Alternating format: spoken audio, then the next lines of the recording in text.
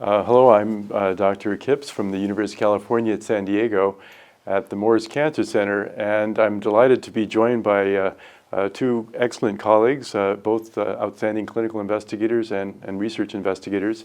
Dr. Barbara Eichhorst, who's from the University of Cologne, and Dr. Arnon Kater, who's also at in the University of Amsterdam. And so I'm very excited because we are at the iwCLL meeting, and this meeting is it's the largest ever with over 1,400 attendees, and I think it's a testament to the interest that CLL has attracted with the advent of new therapies and also a better understanding of the disease. So hopefully we can cover some of the aspects of the biology that has been discussed at this meeting, but also to cover topics such as patient stratification as well as newer therapies. So I know that there's been a lot discussed about the biology of the B cell, which is what the normal counterpart of CLL represents, and a lot of discussion on, for example, like the B cell receptor.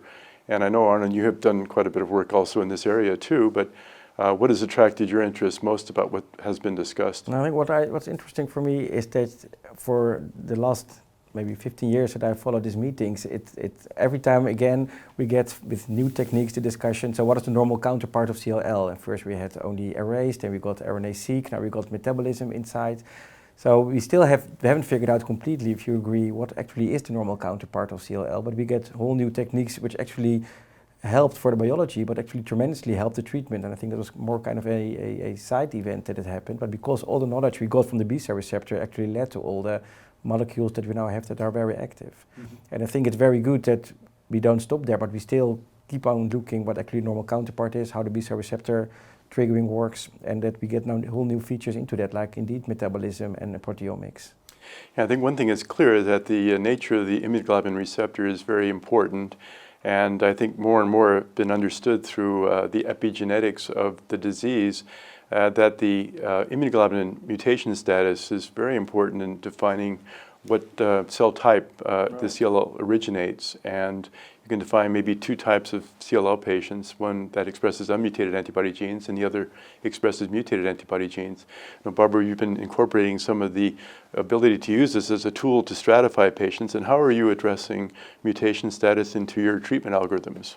So we have probably in Europe a little bit different approach than in some centers in the US, because we say now every patient should undergo genetic testing. I mean, that's what the worldwide agreement is, and according to the IGVH status, we know that usually those patients who are already mutated, the B cell was already exposed to an antigen. This is a more mature cell, usually, with some exceptions, what we learned yesterday as well. And those patients still respond very well to chemoimmunotherapy. So on the other hand, those patients who have a rather immature and unmutated IGVH status, those are the patients who should receive the novel agents. But there was a very interesting talk from Kostas Stamatopoulos yesterday, learning again we have to differentiate in the future probably more precisely than just unmutated IGVH status. Yeah, I think it might get more complicated before it gets simple again. It always is the case. But also because I think you were very much part of this 98% cutoff, which was then very valuable because of chemoimmunotherapy. And it's quite surprising that with all the new therapies so far, it still holds true. And it's kind of an artificial point where you say, well, this we call unmutated and this we call mutated. But what was relevant 15 years ago, it's still relevant for all the new therapies, right? Yeah, I think one thing that was highlighted, Dr. Rosenquist was talking about the VH321, which is kind of an outlier in that it can be mutated and still be associated with more adverse outcome. But I think it's not all VH321s are the same. And the ones that may carry the worst prognosis are the ones that are just marginally mutated. And so the way I think about it, not with the stereotypic receptors, but if you have a signature which is just marginally mutated, maybe the cell had tried to differentiate but got kicked out and became transformed. It may be more simplified than it actually is, but it sometimes helps to have this strategy when you're trying to stratify patients. But do you believe, like Niet Kostas was saying, that it's not only unmutated and mutated, but we should maybe treat according to the different stereotype receptors? It really depends. I think it really depends on the outcome of clinical studies. And, you know, thinking has evolved, of course, and you mentioned that if a patient has unmutated antibody receptors, maybe they're good candidates for chemoimmunotherapy, provided they don't have p53 mutation. However, the question is, these patients may actually do quite well with the newer targeted therapies too. And I know that as the outcome is improved, maybe the distinction is less. And I was coming over here, I was being challenged by another investigator because the NCCN guidelines has made it rather straightforward in that the initial recommendations for therapy, all types, mutated versus unmutated, has been to consider such therapies as ibrutinib or with the advent of venetoclax and obinutuzumab. So this is challenging because it makes it less complicated. And maybe that's a good thing, maybe it's a bad thing, but you certainly would hate to see a patient with unmutated antibody genes or p53 mutation get treated with FCR and suffer the consequences. Also, a lot of countries in Europe, we are still forced to do that because we don't get reimbursement still. But probably it will change in the coming 2-3 years. Yes, I think that's hard when you get these new targeted mutations. I know that you're leading an effort now to do the looking at complex karyotype with different technologies too.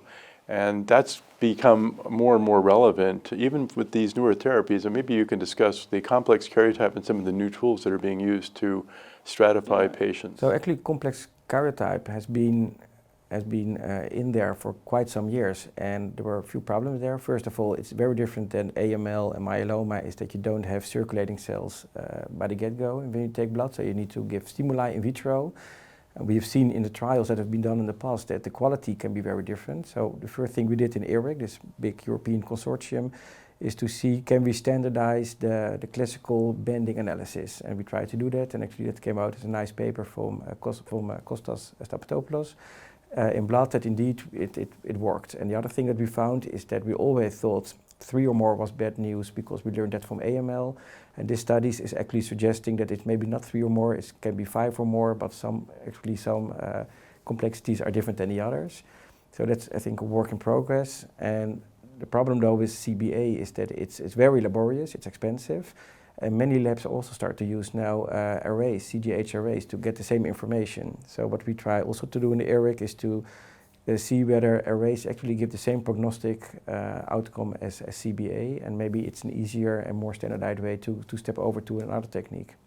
Yeah, I think if you can make it more straightforward, it is somewhat still an art form, although I'm quite impressed. This complex karyotype, at first I was a little skeptical, and I remember when we had patients that were complicated, but we took cells and fished them out to various laboratories, and they all came out with the same pictures. So this is something that exists in patients that can be borne out when you stimulate the leukemia cells and get a good karyotype.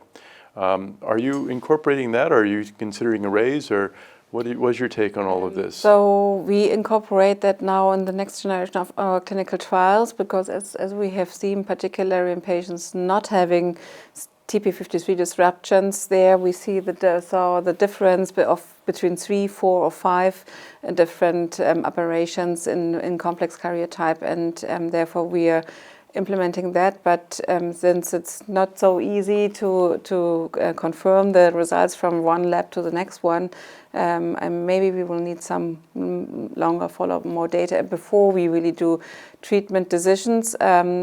So I would say personally, when I have a patient with a complex karyotype, I would avoid chemoimmunotherapy in this patient, also based on the data from the CL14 trial. You agree? You think it should be hitting clinical? Well, I think that it's going to be probably borne out. I suspect it's going to get a bit more complicated before it gets easy again, and that there may be complex karyotype, and then there may be complex karyotype, and sort of like different types of red wine, you may have different vintages and different makes. So until we can fully understand what it is, what governs the generation of complex karyotypy, and I think if you find out what drives that, it could be a very important target potentially for future therapies. The complex karyotype has even come out with the advent of newer therapies, for example, in the treatment of patients with new drugs such as venetoclax, which targets BCL2. So we have a poster actually tonight on the new update of the Murano study, which is this relapse refractory venetoclax rituximab trial versus bendamustine rituximab. And there indeed we show that also, I think it was one of the first prospective trials that we really include complex genotyping because we use the array technique, that still indeed it's prognostic valuable and patients do much worse and much less chance of getting an undetectable MRD when they are more complex. So maybe here we go again, the complex karyotype doesn't give a safe haven even going to these newer therapies. Yeah. So I think we need to pay attention as to why that is and hopefully define newer treatments that can address that. Ibrutinib has done fairly well with complex karyotype, but still there is progression-free survival that hasn't been shown in patients receiving frontline therapy. Right. Has your take on the data with regard to the use of ibrutinib in patients who have had prior therapy versus patients who have had no prior therapy, what is your take on the outcome of those patients? Yeah, I mean, it's kind of funny because initially we thought, okay, ibrutinib is a good drug in the elderly patients and the comorbid patients to replace chemoimmunotherapy. Yeah. But now looking at the data, which have been shown also by Tate Schennerfield, showing an update with the 13 or 40 months follow-up of the ECOG trial. We see these younger patients were included in that trial, and they do extremely well, also with respect to toxicities. We also saw updated data from the Illuminate trial, the trial in frontline in the elderly patients. There we see more toxicities. So it seems what usually initially everyone thought this is a good drug for the elderly patients. It turns out it's a good drug for the elderly patients, but it's even better for the younger patients. And that gets into the issue of what we were talking about earlier with mutation status. So if we take young patients who have mutated antibody genes and say they should be given therapy such as FCR, are we missing the opportunity to treat them with these newer agents and have a very good outcome as well? Yeah, that's true. Yeah. I mean, there's certainly then the debate of cost, which is coming in, and of course, I think also for the researchers here at iwCLL, we want to cure the disease, and we just don't want to give for lifelong drugs to the patients, and therefore, so we can say the prognosis is tremendously good. Probably also for patients with mutated IDH status, as you said. But I think the aim should still be having a smart combination therapy depending on genetic aberrations and therefore aiming to cure the disease. And there were also a few very nice examples being presented today. Because one of the arguments you always hear, right, is that this group of young patients that have a mutated IGVH, that you have the chance of curing them, which you take away when you give ibrutinib first line. What's your feeling about that?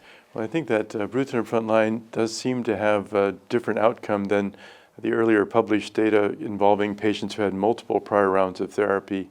Certainly the progression-free survival for these patients is quite excellent. And some of the adverse cytogenetic features that were associated with a poor outcome have actually turned out not to be as relevant. And even with the definition of deletion 11q, yes, those patients, for some reason, actually do quite well with ibrutinib. Yeah. So that's not really understood why that should be, but it's nice to see that these are more predictive markers than prognostic markers, and that we can change the implication of that with changing in therapy.